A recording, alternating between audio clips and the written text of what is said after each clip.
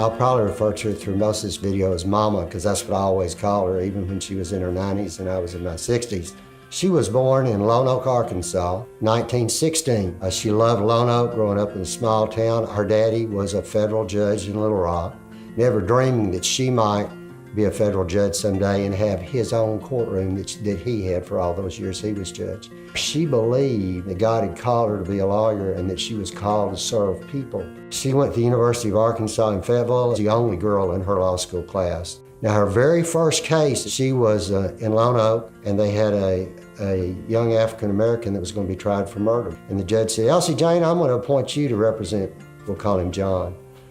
And she said, well, Judge, I've never tried a case. He said, that's all right, you'll do fine. We'll start the trial at 1 o'clock. And this was like at 9 in the morning. Of course, she was nervous, but one thing that she had learned is that your fears and anxiety can motivate you to be better. Don't let them paralyze you. And so she tried the case, and the man was acquitted. When Governor Faubus, he called her up to take the place of Judge Guy Amsler, who's the Pulaski County judge. He's been appointed to the Arkansas Supreme Court. She called me, and one of the few times I ever heard her express doubt in her life. And she said, Jimmy, I don't know that I can do it. Mother had never supported Orville Faubus. She had voted against him every time. And years later, he told her that was one of the few appointments he never got criticized over. God opens the door, and then the question is, do you have the courage to walk through it? So you're right, she never sought these jobs. And Governor Pryor was looking for someone to appoint to the Arkansas Supreme Court. She talked to him.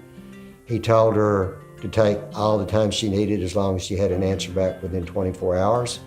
And she took it. I know she took briefs home night and day, and she worked weekends. She had the reputation for integrity and courage and kindness and treating people the way people want to be treated. And I think that was her great strength. And you don't want to be appointed just because you're a woman. You want to be appointed because you're the most qualified, male or female. And so when Senator McClellan called her and says, Elsijane, I want to appoint you federal judge and submit it to the president, she was approved in less than an hour.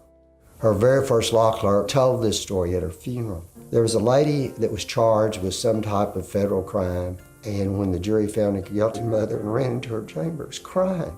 And she said, that woman is not a thief. She's just trying to feed her family.